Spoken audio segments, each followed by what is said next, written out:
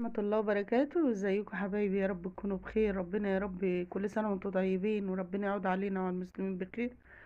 اسفة على التأخير لظروف ما، يعني حاجات كتير يعني، بس ربنا يا رب يجعلها فتحة خير ان شاء الله بإذن الله، ونرجع لقناتنا تاني.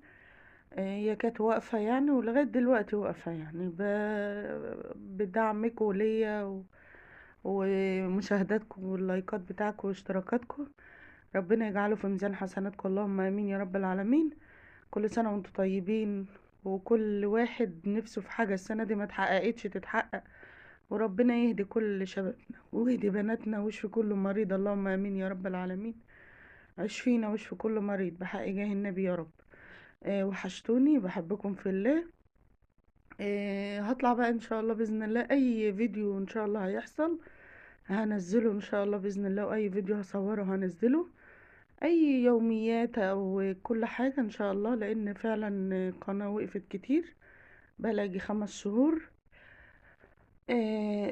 ناس كتير سألتني وقالت لي انت قافلة القناة ليه؟ ما بتنزليش فيديوهات ليه؟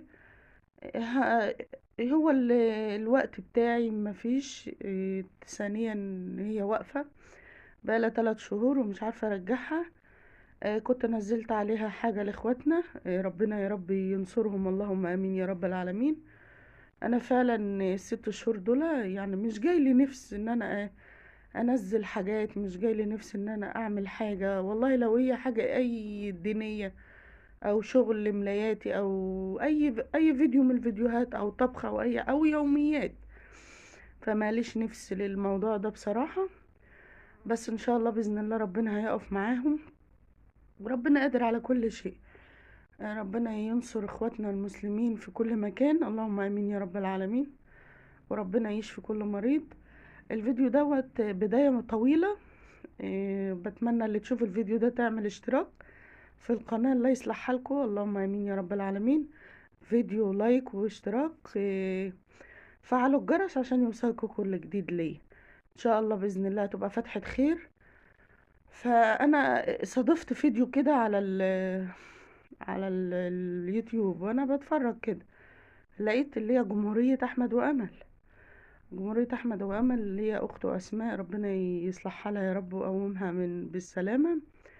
انا حبيت ان انا اقول الفيديو دوت، مش عارفة انا قلته بفطرتي يعني، مش بحاجة والله.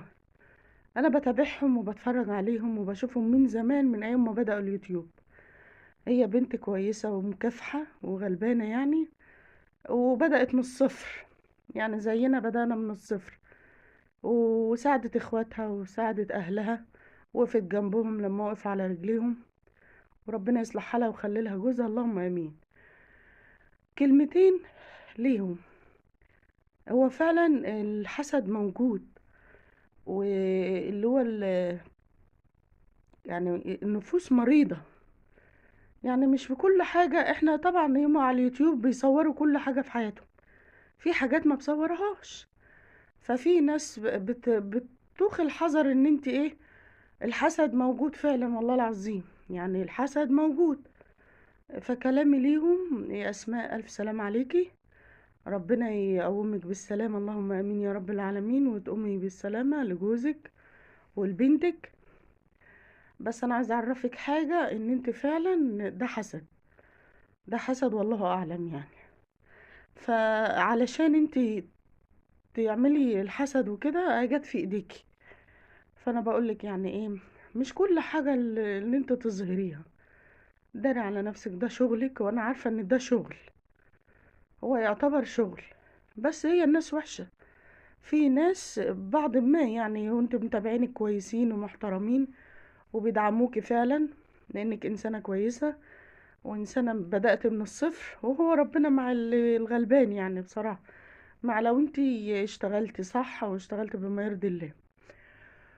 فانا قلت بقى ايه، اطلع فيديو اقولك الف الف سلام عليك يا اسماء، ربنا يشفيكي، اللهم امين يا رب العالمين، وفرحك ببنتك ان شاء الله باذن الله، وما تشمتش اي حد فيك، لانك انسانه كويس، وانا بحبك لله في لله والله. انا ما كلمتك ولا اي حاجه، بس فعلا شفت اخوكي احمد وهو بيعمل لك الفيديو ده، زعلت قوي.